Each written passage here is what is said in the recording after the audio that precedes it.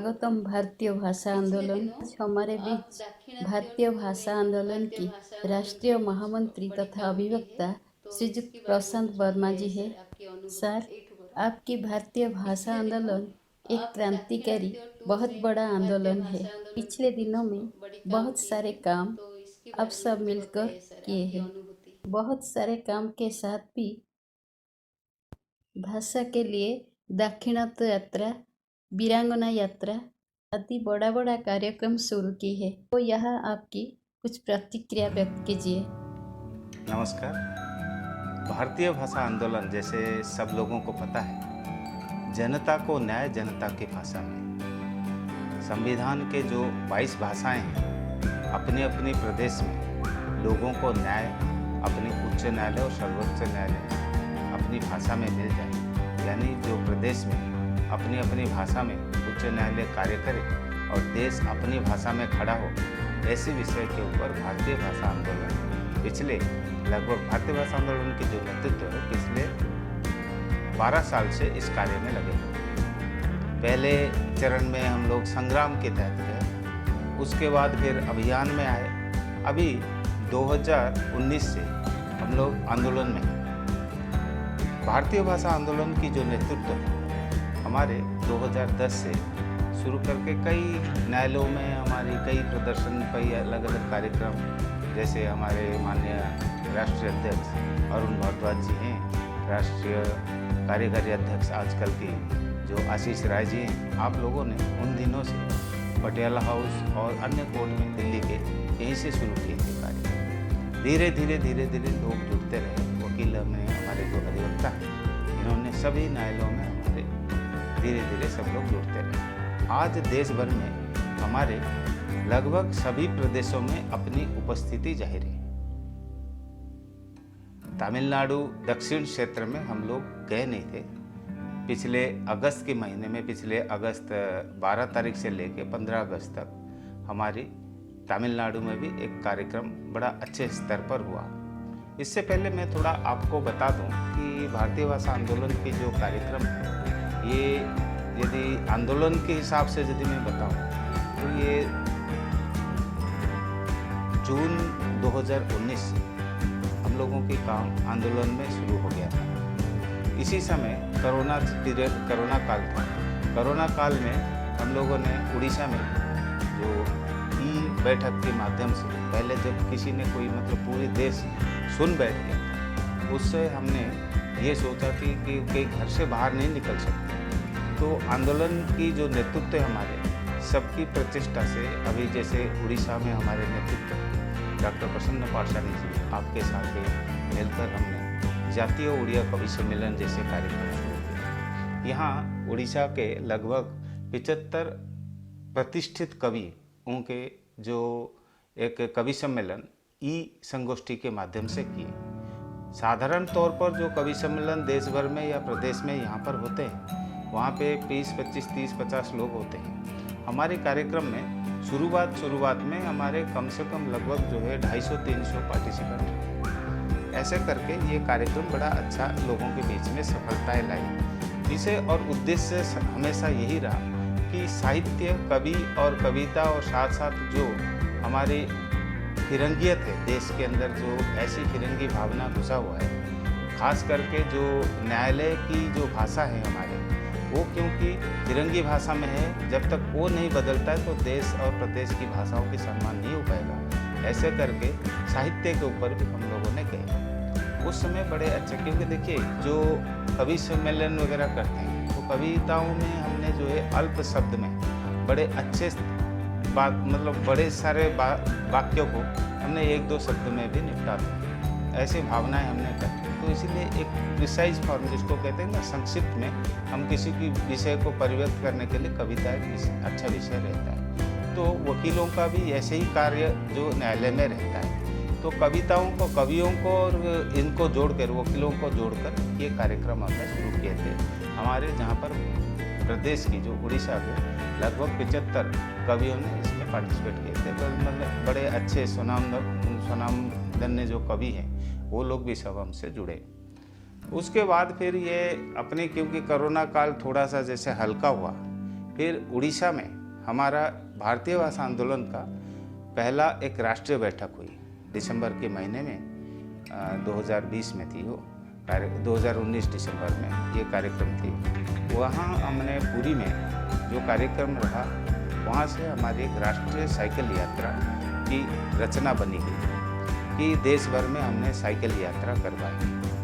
तो इसी साइकिल यात्रा का शुरुआत जो है महाप्रभु जगन्नाथ जी पुरी के यहाँ पे थे। पुरी जगन्नाथ जी के चरण पर हम लोगों ने जाकर प्रार्थना की, प्रभु जगन्नाथ जी हमारे देश की साधारण जनता को न्याय अपनी भाषा में मिल जाए, इसका गुहार आपके पास लगाते हैं। प्रभु जगन्नाथ जी आप हमसे मदद करें, हमारे जो शासन व्यवस्था हो या चाहे न्यायपालिका हो, इसमें अपनी भाषा लोगों को अपने न्याय अपनी भाषा में मिल जाए। क्योंकि भावनाएं ये थी कि जब तक लोगों को न्याय अपनी भाषा में ना दे के कोई फिरंगी भाषा में दे जिसको वो समझते नहीं है, वो न्याय नहीं है उनके लिए।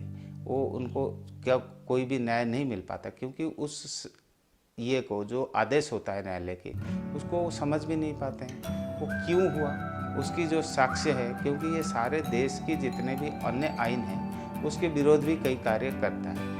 भले ही हमारे संविधान के जो अनुच्छेद 348 है इस पर कहता है कि जब तक विधि द्वारा परिवर्तित ना हो उच्च और सर्वोच्च न्यायालय की भाषा इंग्लिश रहेगी, तो वो भावना जो है 1950 की जो हमारी ये थी संविधान सभा थी, तर्क सभा थी, उसमें 2 दिन में इसका चर्चा हुआ था। 15 और 16 सितंबर 1950 की समय की बात है। तो उस समय ये तय हुआ था कि सिर्फ 15 साल के लिए हमने ये अंग्रेजी भाषा रखेंगे। और उस चर्चा को भी यदि हम ज़्यादा अंदर भी जाएंगे पता चलेगा कि देश की भाषा के लिए कोई इतना बहुत ज़्यादा बहस भी नहीं हुई, क्योंकि आज जो सर्वोच्च न्यायालय कोई भी आइन लाते हैं यदि उसके ऊपर कोई ठीक से अच्छी सी टिप्पणी नहीं होता, अच्छी सी कोई ये नहीं होता, उसको भी न्यायालय भी निरस्त कर देता है। मगर विडम्बना के विषय है कि जहाँ तक न्यायालय की भाषा की विषय था उसमें ऐसा कुछ ये नहीं था, क्योंकि 15 साल के अंदर बदलना था और प्रदेश को अपनी अपनी भाषा में खड़ा होना था। हर प्रदेश उसके बाद भी देश भर में अनेकों प्रदेश अपनी अपनी प्रदेश की भाषा भी बना लिए थे। जैसे उड़ीसा में 1951-52 में अपनी प्रदेश की भाषा आ गया था। हर प्रदेश भी अपने अपने मुख्यमंत्री उनके अपने प्रदेश की जो विधानसभा से उन्होंने पारित कर दिया। मगर सवाल ये रहा कि ये जो 15 साल की जो अवधि है जो कि सर्वोच्च न्यायालय और उच्च न्यायालय की भाषा बदलना है, वो उसको फिर टालते गए। उसके बाद फिर कभी ऐसा नहीं भावना हुआ कि जी नहीं हमें न्यायालय में बदलना है। तो इस विषय को भारतीय भाषा आंदोलन समझकर इस विषय को पिछले 12 साल से देश भर में अलग अलग प्रांत में अलग अलग व्यवस्था के साथ चल रहे हैं और जाके करते हैं। तो उसी के तहत जब हमने पुरी में शुरू किया, बड़ा अच्छा लोगों के अंदर बड़ा जोश बना। हम लोगों ने देखा है पुरी से जब पिपली आए, पिपली में भी बैठक किए, बीच में साक्षी गोपाल भी रहा और उसके बाद उससे पहले वो वहाँ पे जो कुछ पिपली से पहले कई जगहों पे मैंने बड़े जन समर्थन भी मिला। लोगों का कहना था कि नहीं उड़ीसा का उच्च न्यायालय की भाषा ही उड़िया होना चाहिए, जो कि नहीं है। उसके बाद फिर ये निर्णय हुआ कि हमने जयदेव क्षेत्र में यहाँ धौलीगिरी से जयदेव ये तक जयदेव जन्मस्थल तक हमने भी कार्यक्रम किया। वो भी राष्ट्रीय साइकिल यात्रा में वो भी करीब 30 किलोमीटर की दूरी था। अलग अलग गांव में प्रांत में जो भी छोटे छोटे कस्बे हैं उसमें सभी लोगों का यही भावना था, नहीं ये सही में लोगों को न्याय अपनी भाषा में मिलना चाहिए, उड़ीसा में ये करना चाहिए। तीसरे चरण पे अनंत वासुदेव मंदिर से वासुदेव मंदिर मेंढासाल में भी हम लोगों की ये भी करीब 30-40 किलोमीटर की ये दूरी का जो साइकिल यात्रा था। यहाँ पर भी भुवनेश्वर, खुर्दा और इसके आसपास के भी लोगों की बहुत जोश बना। इसी तरह उसके बाद मालती आश्रम जो अनुगुल में, अनुगुल से लेके राजबाड़ी तालचे तक भी गए। वहाँ पे भी कई लोगों की कई भावनाओं, यहाँ तक कि भी पंचायत के सरपंच वगैरह और जिला स्तर में भी जितने भी अपने बड़े बड़े नेतृत्व थे सभी लोग आए और सबका भावना यही था कि उड़ीसा के उच्च न्यायालय की भाषा उड़िया हो। तत्पश्चात हमारा ये निर्णय था कि जी अयोध्या से लखनऊ से अयोध्या तक का ये भी एक यात्रा रहा। उत्तर प्रदेश में हमारी बड़ा अच्छा ये रहा। हनुमानगढ़ी में भी प्रभु हनुमान जी की भी प्रार्थना लगाई, गुहार लगाई कि जी नई जनता को इस देश में न्याय अपनी भाषा में होना चाहिए। और रामलला के पास में भी हम लोगों के भी गए, वहाँ पे भी दर्शन किए और प्रभु जी से भी प्रार्थना करी। इस तरीके से उत्तर प्रदेश का भी कार्यक्रम हुआ। तत्पश्चात हमारे यही जब तक निर्णय हो रहा था कि नहीं राष्ट्रीय महिलाओं की टोली जो है, महिला जो नेतृत्व भारतीय भाषा आंदोलन के, ये ग्वालियर का एक कार्यक्रम करेंगे। जब तक जो है दूसरा चरण में कोरोना हो गया था, तो हम लोगों को फिर समय नहीं मिला था, हम लोगों को सुविधा नहीं थी। उसके बाद अपने गुजरात में एक राजकोट में भी बैठक रखी। राजकोट और गुजरात और अहमदाबाद इस क्षेत्र में भी बड़ा अच्छे स्तर पे कार्यक्रम हुआ, जहाँ पर भी उच्च न्यायालय के भी कोई ऐसे भावनाएं भी आए कि ये सब चीज़ों की जनता को न्याय जनता की भाषा में मिले। साथ ही साथ हम लोग ये जब बात कर रहे थे, क्योंकि विषय कानून की हो या संविधान की हो, तो यहाँ पर संसद और संसद सदस्य जो है, इनका भी एक अहम भूमिका रहती है। तो भारतीय भाषा आंदोलन के नेतृत्व पे अनेकों सांसदों को, देशव्यापी जितने भी सांसद थे, अनेकों उन सांसदों से मिले, अलग अलग अपनी बात रखी, जिस पर कई अलग अलग सांसदों ने संसद भवन में यही जनता को न्याय जनता की भाषा में, और जो बिना जो व्यक्ति भाषा को नहीं समझ सकता है उसके लिए न्याय नहीं, ऐसे करके संसद में भी ये बात उठाई गई। संसद की 0 आवर में भी 2-3 सांसदों ने भी ये बात को रखे। तत्पश्चात हम लोगों के फिर ये कार्यक्रम को आगे बढ़ाते हुए हमने ये निर्णय लिया कि नहीं, ये जो पुरानी जो बात थी कि जो हमारे जो राष्ट्रीय साइकिल यात्रा हो या महिलाओं के कार्यक्रम हो, फिर जब तक हम लोगों ने फिर वहाँ पे भी चंडीगढ़ पंजाब में भी गए, कार्यक्रम पे भी कई जगहों पे कार्यक्रम हुए, लखनऊ में भी, उत्तर प्रदेश के अन्य स्थान पे भी होते थे। तो फिर यहाँ से निर्णय ये हुआ कि नहीं, ये जो राष्ट्रीय वीरांगना यात्रा यहाँ करना चाहिए। और ये पिछले जून के महीने में हम लोगों ने पूरा जून की गर्मी में, इतना गर्मी के साथ भी लगभग 500 महिला करीब जो गाड़ी में गए, यहाँ से अयोध्या से शुरू करके फिर लखनऊ और कानपुर बिथुल होते हुए यहाँ आपकी जो ग्वालियर तक भी, मध्य प्रदेश तक भी, झांसी और ग्वालियर के कार्यक्रम की। ये 4-5 दिन की कार्यक्रम रहा, बड़े अच्छे प्रभाव भी रहा। इसमें भी महिलाओं की जो भूमिका थी बहुत अच्छी थी, क्योंकि भारतीय भाषा आंदोलन ये भी विश्वास करता है कि नारी शक्ति और महिलाओं की जब तक ये आगे आकर भी बातें अपनी ना रखें, जब हम कह रहे हैं कि मातृभाषा की सम्मान करो, तो माँ की भाषा की सम्मान ना करना तो मातृशक्ति की भी एक ही है। आज क्योंकि देश भर में भी अधिक अधिवक्ताएँ भी हैं, तो इसीलिए ऐसे महिला अधिवक्ताओं की ये कार्यक्रम हमारी शुरू हुई, जो अपने जून के महीने में 18 से 22 से जून तक हमारे ये कार्यक्रम चला। वहाँ अपनी राष्ट्रीय वीरांगना यात्रा जो अयोध्या से ग्वालियर तक रहा। उसके बाद फिर दूसरी चरण पे ये बात हुई कि जी नहीं, फिर हमने जो बाकी दिल्ली में भी, क्योंकि अलग अलग प्रांत के भी, अलग अलग प्रदेश का भी कार्यक्रम रहते हैं, तो दिल्ली इकाई जो हमारा भारतीय भाषा आंदोलन है, उसमें ये नेतृत्व लिया गया कि कई विधि श्रृंखला के तहत अनेक अलग अलग जो है न्यायाधीशों को बुलाकर कार्यक्रम अलग अलग प्रदेश के हिसाब से भी किया जाए। तो प्रथम चरण में हमारे जो उस समय के जो उच्च न्यायालय के मुख्य न्यायाधीश थे, ये भी हमारे कार्यक्रम में आए। साथ में हमारे नजमी वजीरी जी, वो भी न्यायाधीश थे, इन्होंने भी आए अपने कार्यक्रम में।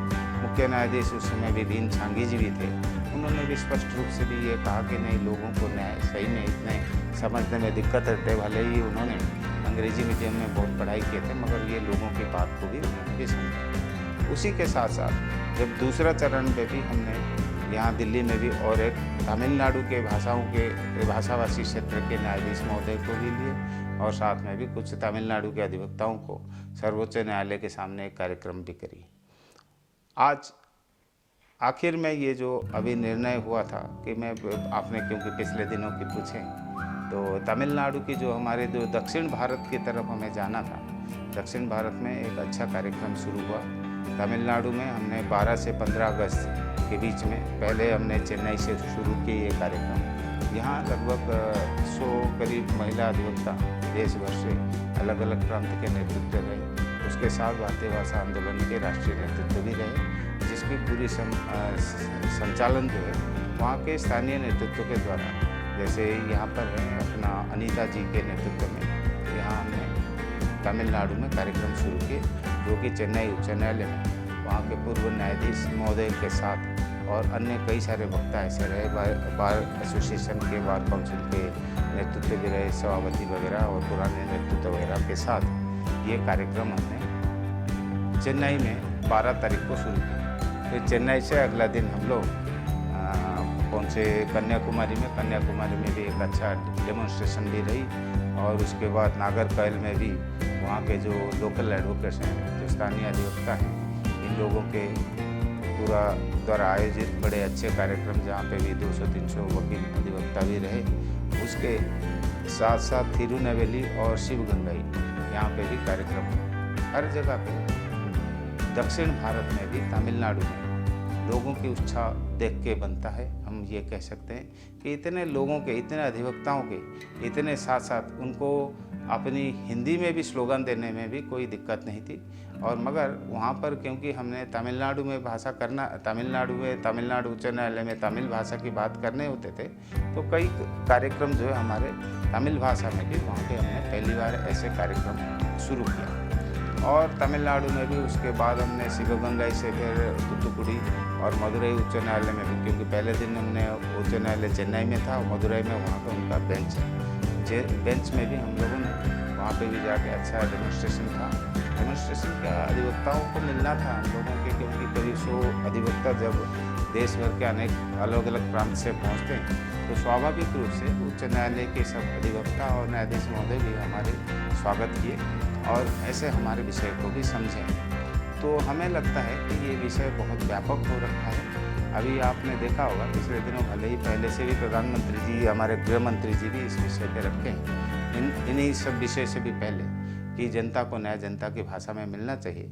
उसी तहत आज जब इसी 15 अगस्त में हम लोगों ने देखते हैं माननीय प्रधानमंत्री जी भी लोगों को न्याय अपनी भाषा में दिलाई जाने की बात भी रख रहे हैं। हम आशावादी हैं कि चाहे वो स्टालिन हो, तमिलनाडु के मुख्यमंत्री हो, और चाहे हमारे नवीन पटनायक हो उड़ीसा के, चाहे दिल्ली में हमारे केजरीवाल जी हो, सभी लोग हमें आशा ये करते हैं कि अपने अपने प्रांत में अपने अपने उच्च न्यायालय की भाषा जो है, चाहे वहाँ पे महाराष्ट्र में भी कार्यक्रम, हमारे रेखा मेहता जी भी बड़े बड़े अच्छे कार्यक्रम भी महाराष्ट्र में भी हुए, गुजरात में भी हुई है, उसके बाद साथ में आपके जो गोवा में भी कार्यक्रम अपने पिछले दिनों हुए। तो देश भर में ऐसा कोई स्थान नहीं है, चाहे आसाम हो, चाहे बंगाल हो, चाहे उड़ीसा हो, इसी तरीके से तमिलनाडु, आंध्र प्रदेश, तेलंगाना, हर क्षेत्र में, बिहार में और झारखंड में भी अच्छे कार्यक्रम हो गए। उत्तर प्रदेश में तो आपको बताया, पिछले दिनों हमने जम्मू कश्मीर भी गए, जम्मू कश्मीर में भी हुआ। तो देश भर में बोलने की बात यह है कि जो संविधान स्वीकृत जो 22 भाषाएँ हैं उसके ऊपर काम हो। ये विषय नहीं है कि हमारे मुख्य न्यायाधीश तो कहते ही हैं, माननीय सर्वोच्च न्यायालय के मुख्य न्यायाधीश महोदय कहते हैं कि थोड़ा समय लगेगा। पिछले दिनों जो दिल्ली में कार्यक्रम हुई थी, चीफ जस्टिस ऑफ इंडिया, सारे जो हमारे चीफ जस्टिस ऑफ इंडिया और chief justice of respective high court, साथ में चीफ मिनिस्टर से जो भी अलग अलग प्रांत के जो मुख्यमंत्री थे, इनके बीच में भी माननीय प्रधानमंत्री जी भी रखे बात को, ये लोगों को अपनी भाषा में न्याय मिलना चाहिए। जहाँ पर हमारी भावनाएं ये है कि थोड़ा सा टेक्नोलॉजी, जो हमारी जो नई टेक्नोलॉजी आ रहा है उसमें थोड़ा समय लग रहा है, मगर ये भी होगा करके, ऐसे भी न्यायपालिका से भी हमें अश्योरेंस है। फिर भी ये हमारा कार्य जारी रहेगा जब तक हमारे जनता को, साधारण जनता को न्याय अपनी भाषा में ना मिल जाए। क्षेत्र बड़ा छोटा दिखता जरूर है, मगर बहुत बड़े काम है। हम लोग तो आज जो है भारतीय भाषा आंदोलन न कि सिर्फ कार्यक्रम में हम लोग कर रहे हैं, अभी तो किताबें वगैरह भी हमने जो तमिल में भी एक किताब निकाला, हिंदी में निकाले थे, और भारतीय भाषा आंदोलन की कार्य भी धीरे धीरे बढ़ता जा रहा है। तो ये प्रकाशन की तरफ भी हम लोग जो सर्वोच्च न्यायालय की और उच्च न्यायालय की जो जजमेंट्स आते हैं उसका ट्रांसलेशन से लेके कई सारे कार्य पब्लिशर्स के अलावा भी हम लोग भी इसके ऊपर भी लोगों को प्रोत्साहित करते हैं। साथ साथ ये भी ध्यान भी हमारे रहता है कि जो आजकल की जो आइन कॉलेजेस है, लॉ कॉलेजेस है, उसमें भी कैसे अपनी भाषा भी चले, क्योंकि इसमें भी भारतीय भाषा आंदोलन कुछ काम किया है। जो नए पीढ़ी के जो वकील आ रहे हैं, अधिवक्ता आ रहे हैं, वो भी अपनी भाषा में कैसे, जो अपनी अपनी भाषा में, प्रादेशिक भाषा में जिसको लोग उनके समझते हैं, उसके उनके मौके जिस भाषा में उनको कहते हैं, उसी भाषा में वो चीज़ बात रख पाए या इस विषय के ऊपर काम हो। ऐसे सब चीज़ों को करके हम लोग बड़े आशावादी हैं। लगता है कि हमें बहुत जल्दी इसका सुफल मिलेगा।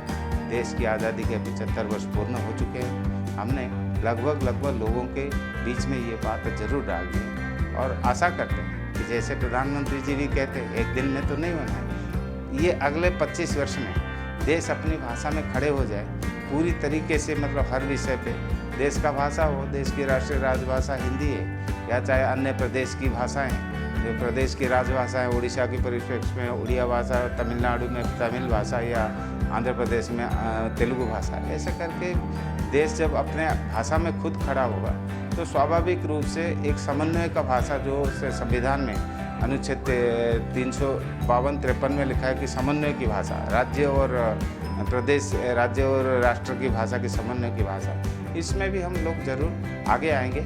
और इसमें यदि नकारात्मक सोच रखेंगे कि नहीं ऐसे नहीं हो सकता, बहुत कठिन है, ऐसा नहीं होगा। मतलब हम लोगों ने सभी लोग प्रयत्नरत होना चाहिए और सबकी एक अच्छी भावना होना चाहिए। जब पृथ्वी में सारे जितने विकसित देश हैं वो अपनी न्यायालय को यदि अपनी भाषा में चलाते हैं तो भारतवर्ष में अपनी भाषा में ना चलाने का कोई विषय नहीं है।